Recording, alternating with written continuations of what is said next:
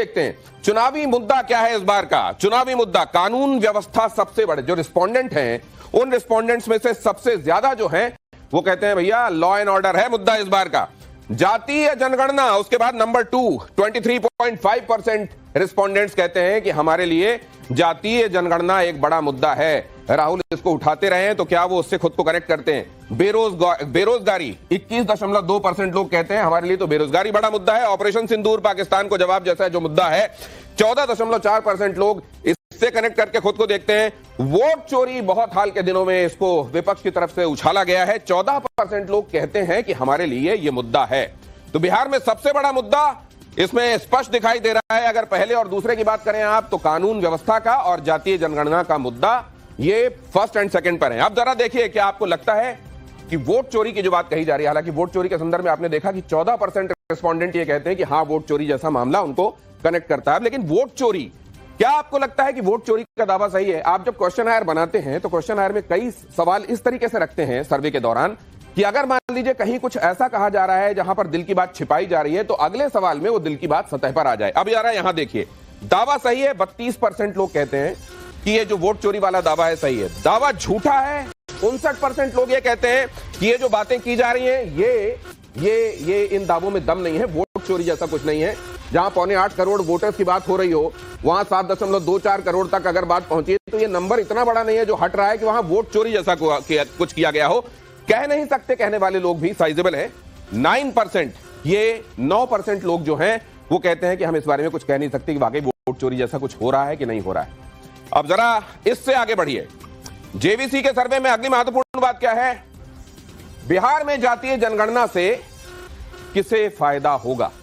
बिहार में अगर जातीय जनगणना होती है तो उससे फायदा किसको होने वाला है? यह जरा देखिए क्या कहा जा रहा है। एनडीए को 47.1%, ये ज्यादा बहुत बड़ा चंक कह रहा है कि इससे फायदा एनडीए को। महागठबंधन को 37.2% लोग ऐसे हैं जो कह रहे हैं कि फायदा होने वाला है और स्थिति वही रहेगी, इससे बहुत ज्यादा फर्क नहीं आने वाला। 15.7% लोग ये भी कह रहे हैं। सबसे बड़ा मुद्दा क्या है? उस मुद्दे में एक महत्वपूर्ण मुद्दा वोट चोरी वाला, उससे लोग कैसे खुद को कनेक्ट कर रहे हैं।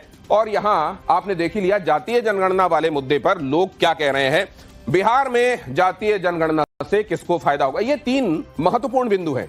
आइए इस चर्चा को मैं बल्कि उधर जाने से पहले ये एक महत्वपूर्ण क्वेश्चन भी देख लीजिए जो क्वेश्चन आयर का हिस्सा था और जिसके रिस्पोंडेंट्स ने क्या कहा वो बहुत महत्वपूर्ण है। बिहार में आज चुनाव हुए तो किस समाज का वोट किसको मिलेगा? आप जानते हैं कि बिहार में यह कहा जाता है कि बाकी जगहों पर बेशक दुनिया आगे बढ़ गई हो लेकिन आज भी जातीय मुद्दे बिहार की सियासत को जकड़ कर रखते हैं। अगर ऐसा है तो फिर ईबीसी एक्सट्रीमली बैकवर्ड क्लास, अगड़े, महादलित, गैर यादव ओबीसी, पासवान और इधर यादव मुस्लिम MY वाला जो समीकरण है वो कौन किसकी तरफ जा रहा है, क्योंकि ये माना जाता है कि मोनोलिथिक तरीके से लगभग ट्रांसफर होते हैं किसी पार्टी की तरफ। तो अब देखिए ईबीसी एनडीए की तरफ 60% जाएगा, महागठबंधन की तरफ 24%, जन सुराज की तरफ अगर गया तो 7% और अन्य की तरफ 9%।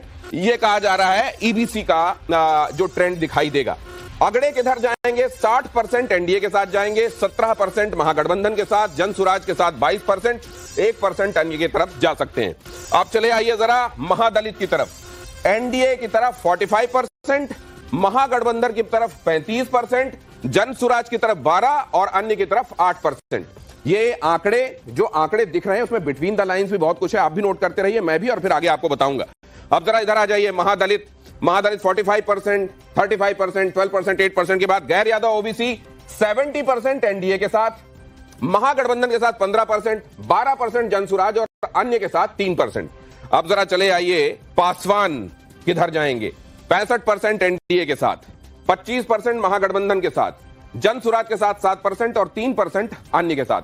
आप देख रहे हैं जनसुराज भी ठीक ठाक वोट अपनी तरफ से लेता जा रहा है, लेकिन अगर ये जाएगा वोट तो नुकसान किसको करके जाएगा ये आप आगे सुनेंगे चर्चा में। यादव और मुस्लिम MY वाला जो फैक्टर है वो किधर जाने वाला है? एनडीए की तरफ 5%, मतलब बहुत ज्यादा इसमें तब्दीली हो सकता है। पसमानदा वाला जो मुसलमान है वो कुछ इधर आ रहा हो, वरना तो ये 5% बहुत छोटा सा चंक है। लेकिन ये जा कहां रहा है? महागठबंधन की तरफ जो साइजेबल चंक जा रहा है वो वही है MY वाला 75% आपको यहां दिखाई दे रहा है। जन स्वराज की तरफ ये 15% है और अन्य की तरफ ये 5%। अब ये अन्य और जन स्वराज ये महत्वपूर्ण इसलिए हैं क्योंकि कितना ये खेलेंगे उससे ज्यादा महत्वपूर्ण है कितना ये खेल बिगाड़ेंगे। और उसमें अगर आप देख रहे हैं तो जन स्वराज का ये जो 22% और 12% है, ये अगड़े और महादलित के हिसाब से ये एक बड़ी चुनौती है। और उधर आप अन्य के हिसाब से देख लें तो 9% आपको जो ईबीसी का दिखाई दे रहा है और 8% जो आपको दिखाई दे रहा है महादलित का, ये बड़ा इंपॉर्टेंट है। ये जाएगा तो किसकी तरफ से जाएगा ये भी महत्वपूर्ण है। जाहिर है उसकी तरफ से जाएगा जिसकी तरफ ये ज्यादा होगा। पहले जिसकी तरफ ये ज्यादा होगा उसकी तरफ से हटेगा तो जाहिर है वो प्रशांत किशोर की तरफ से जाएगा। तो क्या इसको इसी तरीके के ट्रेंड के साथ देखा जाना चाहिए? आइए चर्चा की शुरुआत करते हैं। सबसे पहले तो जरा अभी तक जेवीसी श्रीराम चुनाव विश्लेषक हमारे साथ हैं, उनके पास यह जानने के लिए पहुंचता हूं कि सर कोई ऐसी बात जो आप समझते हैं कि बड़ी महत्वपूर्ण है और वो उस तारीख के बाद घटी है जब आपने ये सर्वे किया, या सब कुछ लगभग वो जो महत्वपूर्ण है वहां के चुनावों के संदर्भ में आपने शामिल किया है? मनीष कश्यप भी बाय द वे जुड़ गए हमारे साथ, स्क्रीन में नजर आ रहे हैं, उनका भी स्वागत करता हूं जेवीसी श्रीराम से। लेकिन पहले ये सवाल, has everything been incorporated which is significant sir? या एवरीथिंग हैज बीन इनकॉर्पोरेटेड, पूरा इनकॉर्पोरेट कर दिया जी। क्या है हमारा पास 2-3 थिंग्स करता है। एक डेटा एनालिसिस है, पास्ट ट्रेंड्स कैसा हो रहा है और अभी ग्राउंड का सर्वे कैसा है, मूड क्या है। और मूड के लिए कास्ट पे बात कर सकते हैं। महादलित्स बीएसपी के लिए 2015 तक बीएसपी का बहुत अच्छा वोट शेयर है। उसका वोट शेयर थोड़ा महागठबंधन के जा रहा है, बट 12% इज सिग्निफिकेंट जन स्वराज का जा रहा है। ठीक है। और भूमियार का कैंडिडेट्स जन स्वराज फील कर सकते और राजपूत कैंडिडेट्स फील कर सकते।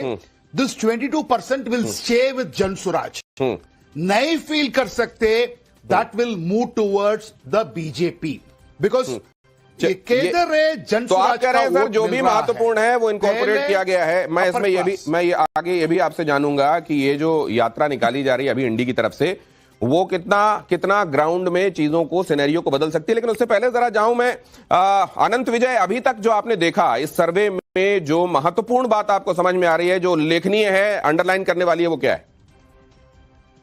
देखिए, इस सर्वे में 2 उल्लेखनीय बात दिनेश जी मुझे समझ में आती है। एक तो वोट चोरी का मुद्दा नहीं है, ये मैं पहले दिन से कह रहा हूं। तेजस्वी जी ने जिस प्रकार से कानून व्यवस्था का मुद्दा उठाया था उसको उन्होंने पता नहीं जाने किस प्रभाव में या दबाव में उन्होंने छोड़ दिया, क्योंकि जिस प्रकार अस्पताल में दिन दहाड़े घुसकर दिनेश जी हत्या हुई थी और सरेआम बिहार की जनता ने उन हत्यारों को देखा था फरार होते, हत्या करके अस्पताल से पिस्टल लहराते हुए बाहर निकलते हुए, एक बड़ा मुद्दा बन सकता था कानून व्यवस्था का। उसके ठीक पहले एक कारोबारी की हत्या हुई थी गांधी मैदान के पास, वो भी एक बड़ा मुद्दा, और तेजस्वी जी ने ठीक उसका टेम्पो बनाया था कानून व्यवस्था के मुद्दे को लेकर। लेकिन ये वोट चोरी के मुद्दे में पता नहीं क्यों उन्होंने स्थानीय मुद्दे को अभी फिलहाल छोड़ा हुआ है। हो सकता है भविष्य में उसको उठाए। तो ये जो चुनावी मुद्दा दिखा रहा है आपका सर्वे, मुझे लगता है कि पूर्व में भी और भविष्य में भी सबसे बड़ा चुनावी मुद्दा यही होगा।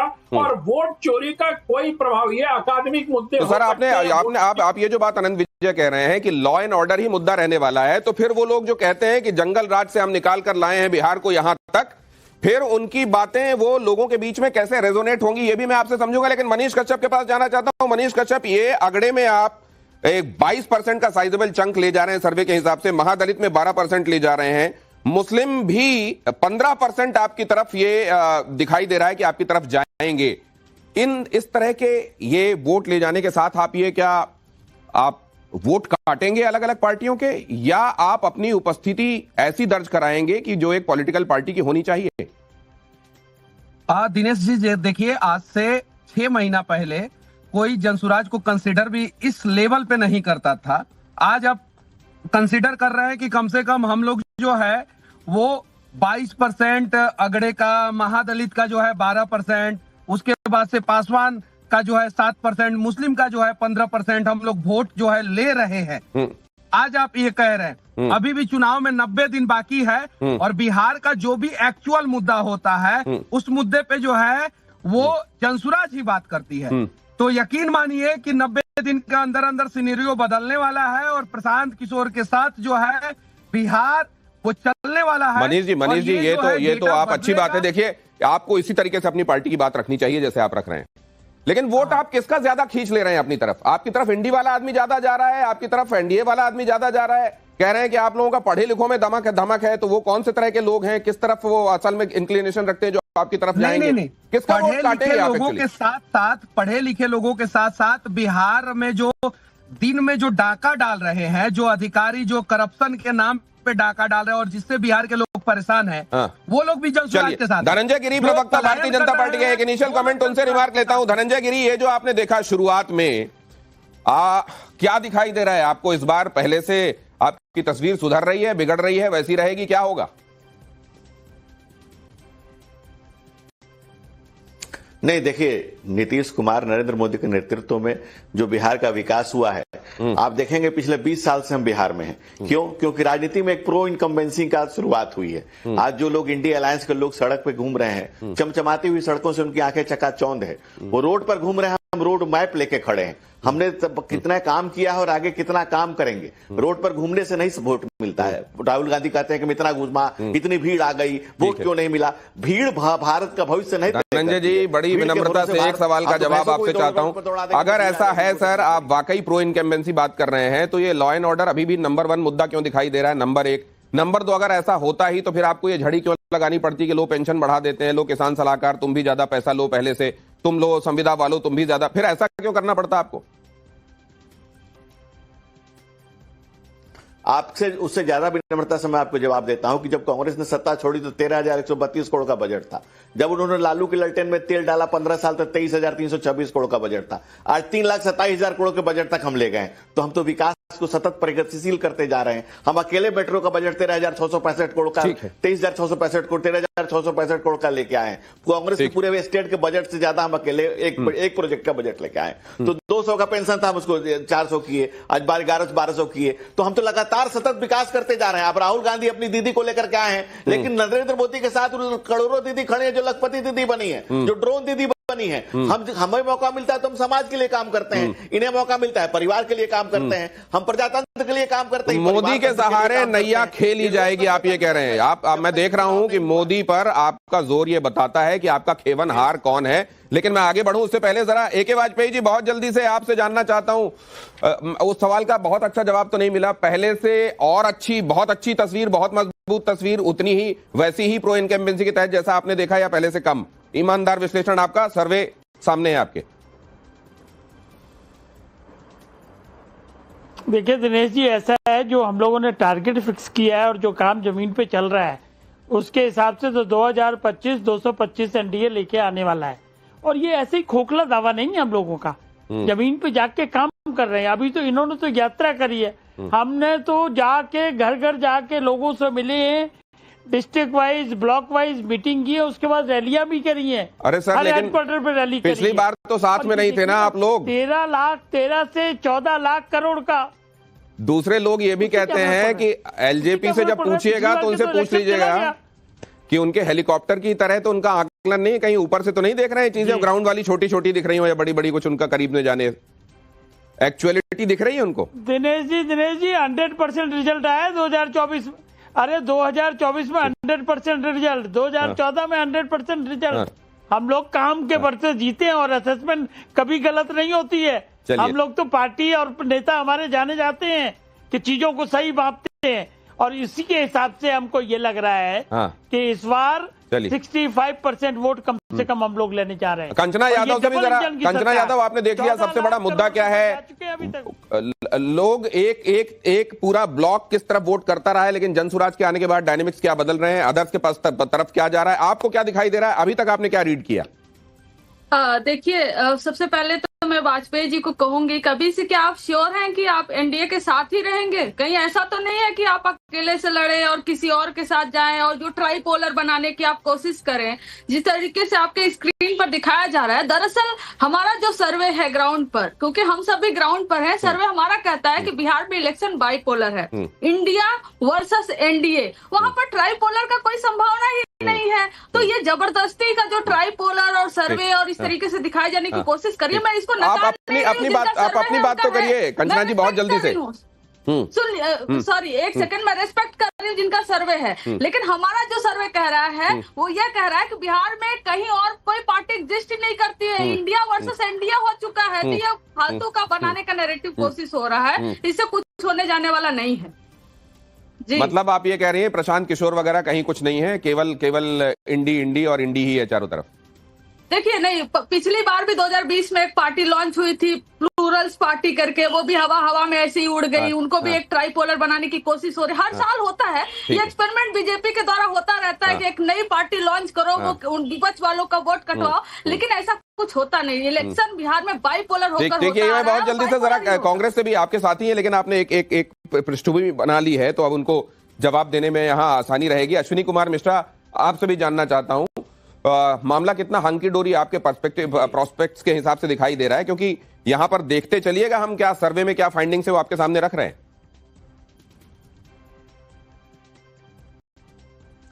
दिनेश भाई, पहले तो जो सैंपल साइज है, हालांकि इसको आप बहुत बड़ा मानते हैं, बट एक्चुअल वोटर के कंपैरिजन में देखें तो हम 2000 पे एक सैंपल साइज है, इतना कम सैंपल साइज है, उससे जनता के मूड का पता लगाना बहुत मुश्किल है। हालांकि उन्होंने सर्वे किया है, मैं उनकी रिस्पेक्ट करता हूं। ठीक है, मुझे सर्वे से डेटा के साथ साथ सर्वे के क्वेश्चन भी थोड़े अजीब से लगे। जैसे आप जनता से पूछ रहे हैं कि जातिगत जनगणना होने से किसका फायदा होगा, इस सवाल का जवाब जनता से आप कैसे एक्सपेक्ट कर सकते हैं? जनता कैसे बताएगी?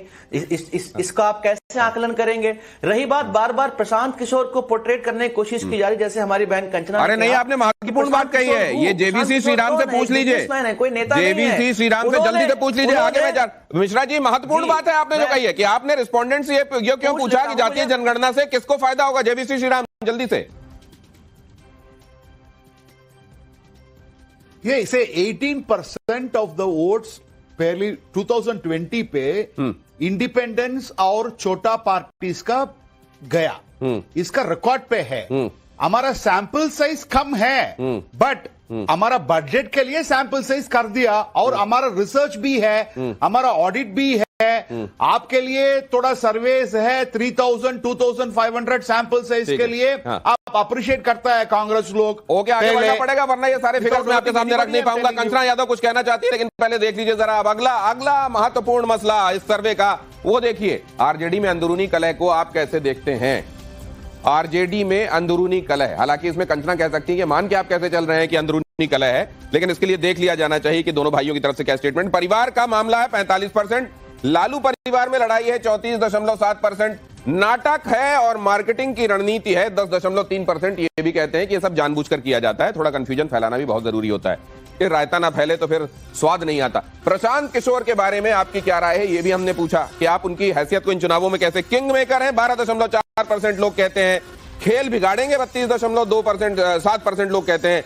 ये असल में अगले चुनावों के लिए अपनी जमीन तैयार कर रहे हैं। सबसे बड़ा साइजेबल चंक है, यही मानता है कि 43.2% कहते हैं कि इस चुनाव में तो नहीं, लेकिन यहां से उनकी जमीन बननी तैयार हो जाएगी। 2025 में सरकार बनाएंगे 11.6%, मतलब अगर आप इसको जोड़ दीजिए 12.4% और 11.6%, तो ये सीधे सीधे आप इसमें 10 का इजाफा कर लीजिए तो ये 22% के आसपास, 23% के आसपास लोग कह रहे हैं ये किंग मेकर या सरकार बनाने वाली भूमिका में, लेकिन सबसे ज्यादा लोग अगले चुनाव की तैयारी के तौर पर। अब जरा देख लीजिए बिहार के लोग नीतीश कुमार के बारे में क्या सोचते हैं। शानदार कार्यकाल, लेकिन अब थके हुए हैं 31%, स्वस्थ रहने तक मुख्यमंत्री बने रहेंगे 19%, उनके जैसा कोई कद्दावर नेता नहीं है 12%, युवाओं को सत्ता सौंपने का समय आ गया 24%, कोई टिप्पणी नहीं करने वाले लोग 14%, तो सबसे ज्यादा जो 31% हैं उनका कहना है शानदार कार्यकाल, लेकिन अब थके हुए हैं। युवाओं को सत्ता सौंपने का समय आ गया, अगर उसको भी जोड़ लीजिए आप तो 24%, इसमें ये सीधे सीधे 55% के आसपास हो जाता है। मतलब रहे तो नीतीश कुमार शानदार रहे हैं,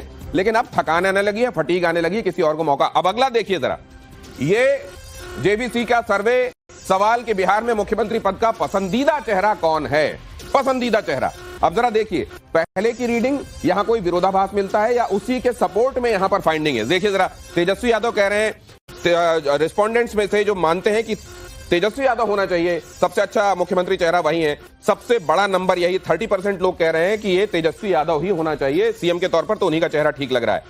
नीतीश कुमार शानदार कार्यकाल रहा है, लेकिन अब 23% के साथ दूसरे नंबर पर वो संतोष कर रहे हैं। यहाँ प्रशांत किशोर कहने वाले 14% हैं, चिराग पासवान और सम्राट चौधरी कहने वाले 9% है। बीजेपी से कोई चेहरा होना चाहिए 5% लोग कहते हैं, महागठबंधन से कोई चेहरा होना चाहिए 10% लोग कहते हैं। तो ये जो है, ये क्या चिंता का विषय है 23% भारतीय जनता पार्टी और जेडीयू के लिए? क्या ये तेजस्वी यादव वाला 30% जो है कंचना यादव और मिश्रा जी को, अश्विनी मिश्रा जी को, क्या ये एक तरीके का बूस्ट देता है कि चेहरे के सहारे जो नैया खे जाने की एक तैयारी होती है, क्या वो यहां महत्वपूर्ण है? ये आपने जो देखा, इसमें कई चीजें, क्या अंदरूनी कलह चल रही है, क्या अंदरूनी कलह ड्रामे का हिस्सा है, क्या जेडीयू वाकई अभी तक नीतीश के चेहरे के सहारे चली लेकिन नीतीश अब थकने लगे हैं क्या, और क्या सीएम के तौर पर जो चेहरा है वो खेवनहार बन सकता है क्या? आरजेडी और कांग्रेस के लिए ये खुशखबरी है क्या? जरा ये समझता हूं। पहले जरा धनंजय जी की टिप्पणी लूं इसमें। धनंजय जी, क्या है फाइंडिंग आपकी? देखिए, चेहरे की नहीं, चरित्र की राजनीति की है। नीतीश कुमार के बेदाग चरित्र ने दिल्ली से लेकर के बिहार तक की जो उनकी राजनीति की यात्रा रही है, नरेंद्र मोदी और नीतीश कुमार बेदाग चरित्र के व्यक्ति रहे हैं लगातार पूरी जीवन यात्रा में। और जहां तक आप बात करेंगे उधर की, तो आप देखेंगे कि बिहार के चुनाव में, एमएलए के चुनाव में तेजस्वी बार बार कह रहे हैं कि हम राहुल जी को प्रधानमंत्री बनाएंगे। एमएलए के चुनाव पता नहीं कैसे प्रधानमंत्री बनाएंगे, लेकिन कांग्रेस के मुंह से कभी नहीं निकल रहा है कि तेजस्वी, हालांकि उनकी सत्ता नहीं आने वाली, बावजूद बेचारे के संतोष के लिए भी राहुल जी बोल देते कि हमारे, लेकिन कांग्रेस नहीं बोल रही है। कांग्रेस के कंधे छिल गए लालू परिवार की पालकी ढोते ढोते। ये पालकी उतारो यात्रा है। कांग्रेस को कोई सीट देने के लिए राजद तैयार नहीं था, तो राहुल जी रोड पर जो मेहनत कर रहे हैं वो कुछ चंद सीटों की मेहनत कर रहे हैं। कंधे उनके छिल रहे हैं। साल आपकी साथ दोगे पालकी। और धनंजय जी को ये पीड़ा हो रही है, अश्विनी जी इसको समझ रहे हैं, इसीलिए उंगली खड़ी कर रहे हैं। आइए उनके पास चले, अश्विनी जी जल्दी से। बिल्कुल, लोकतंत्र में परिवार तंत्र की पीड़ा है। चरित्र की बात की इन्होंने, भारतीय जनता पार्टी के चरित्र, जेडीयू के चरित्र की बात की दिनेश जी। इनके जो उप मुख्यमंत्री हैं भारतीय जनता पार्टी के, सम्राट चौधरी, वो चिल्ला चिल्ला कर कहते थे कि नीतीश कुमार ने शराबबंदी के टाइम पे 10,000 करोड़ का घोटाला किया, और आज वो उनकी सरकार में साथ में मुख्यमंत्री हैं। तो प्लीज आप चरित्र की बात मत करिए। भारतीय जनता पार्टी और जेडीयू का चरित्र जनता ने देखा है, आपका लॉ एंड ऑर्डर, आपका करप्शन, क्या क्या हुआ है, और जनता उसको मुंहतोड़ जवाब देने वाली है, चाहे सर्वे के आंकड़े कुछ भी कहें। यहाँ पॉपुलरिटी 33% नहीं होकर, अरे तो जनता अगर किसी चेहरे को देखती है और वो कहती है कि सीएम के तौर पर ये चेहरा हमको अच्छा लग रहा है, तो उसमें चरित्र भी शामिल होता है उसके दिमाग में, या चेहरा चेहरा देख के कह देती है? कंचना यादव जी, मैं तो धनंजय गिरी जी को रिप्लाई देना चाह रही थी। सीएम चेहरे का ये कह रहे थे ऐलान नहीं कर रहे हैं, तेजस्वी जी का नाम नहीं ले रहे हैं। तो धनंजय गिरी जी, आप यह बता दीजिए, कांग्रेस ने यह नहीं कहा ये हमारे चेहरा मतलब होंगे, तो यह कब कहा कि ये हमारे चेहरा नहीं होंगे? आप कोई भी बयान दिखा दीजिए जिसमें कांग्रेस ने यह बोला हो कि तेजस्वी जी हमारे चेहरा नहीं होंगे कोटेड। तो इसलिए ना, अरे होंगे कोटेड क्यों नहीं है? जनता जब सीधे सीधे किसी चेहरे को सबसे ज्यादा पसंद कर रही, तो होंगे कोटेड क्यों नहीं है कंचना जी? इसी पर संतोष करिए, जवाब दे दूं इनको, इसलिए मैं सोचा दूसरा लालू जी का। नहीं, लेकिन 14%, ये जो 14% मनीष कश्यप 14%, ये काफी अच्छा है टू बिगिन विद, या 14% अंडर एस्टिमेशन है? नहीं, ये परसेंटेज जो है धीरे धीरे आप लोग भी देखेंगे कि ये ग्राफ बढ़ेगा। हम ग्राफ पे कोई सवाल नहीं खड़ा कर रहे हैं, क्योंकि जो भी सर्वे करता है वो बहुत शिद्दत के साथ करता है। आप हमें इस लायक समझे, यहां तक समझे, इसके लिए आपको धन्यवाद। लेकिन 90 दिन बचा हुआ है, 90 दिन के अंदर अंदर देखिएगा कि कैसे हमारा ग्राफ बढ़ता है। 71,000 करोड़ का घोटाला हुआ था। जब 30,000 करोड़ रुपया बिहार का बजट था, तो उस समय 951 करोड़ का घोटाला हुआ था, चारा घोटाला के रूप में। अभी जो है, मैं मनीष कश्यप आपसे एक बात पूछूं, एक बहुत छोटी सी बात और बहुत छोटा सा जवाब आपका चाहूंगा। अगर आप अपने आप को थोड़ा अलग करके ये बताएं कि आप अपनी आइडियोलॉजी को किसके ज्यादा करीब मानते हैं, भारतीय जनता पार्टी खेमे के या आरजेडी वाले खेमे के? हम अपने आइडियोलॉजी को बिहार का करीबी मानते हैं, क्योंकि भारतीय जनता पार्टी जो अनंत विजय के पास चलता हूं। आपने जो कहा, बहुत सारी चीजें यहाँ फिगर के तौर पर सामने हैं, बहुत सारी चीजें जलेबी हैं, गोल गोल हैं, और फिगर्स के बारे में कहा जाता है ये there are times when they skirt more than they reveal. ये फिगर्स ऐसे होते हैं। तो क्या छिप रहा है, क्या सामने आ रहा है अनंत विजय? देखिए, बहुत कुछ इसमें संकेत ठीक मिल रहे हैं। मुझे लगता है अभी छिपने छिपाने वाली स्थिति नहीं है। लेकिन अभी आपके चैनल पे चरित्र की बात की गई और राजनीतिक दलों का कोई चरित्र नहीं होता। दिनेश जी, मुझे याद पड़ता लालू यादव के जिस कांग्रेस विरोध के उपज थे, उसी कांग्रेस के साथ आज उनके पुत्र राजनीति कर रहे हैं। जिस कांग्रेस पार्टी के युवराज ने लालू यादव, अनंत विजय सर, आपकी आवाज को हमको दुरुस्त करना पड़ेगा, कुछ कट कट के आ रही है सर, इसको मैं ठीक करता हूं। और जरा ये एके वाजपेयी जी से एक बहुत क्विक कमेंट लेता हूं। एके वाजपेयी जी, ये जो अभी की रीडिंग आप देख रहे हैं, ये जो परिवार के अंदर कहा जा रहा है कि इस समय चीजें ठीक नहीं चल रही हैं, ये जो जेडीयू का चेहरा, अब जो मेन चेहरा है वो थका हुआ लोगों को नजर आने लगा, इस पर जल्दी से आपका कमेंट चाहता हूं। नहीं, कोई जेडीयू का चेहरा थका हुआ नहीं है। मुख्यमंत्री आज भी दिल्ली आए हैं और आप अक्सर देखते हैं बाकायदा पॉलिसी डिसीजन लेके अनाउंसमेंट कर रहे हैं और बिहार की जनता को रिलीफ पे दिए जा रहे हैं, ऐसा कुछ नहीं है। लेकिन हाँ, जहां तक युवाओं का अगर कंपटीशन होगा तो तेजस्वी यादव हो जाए या ये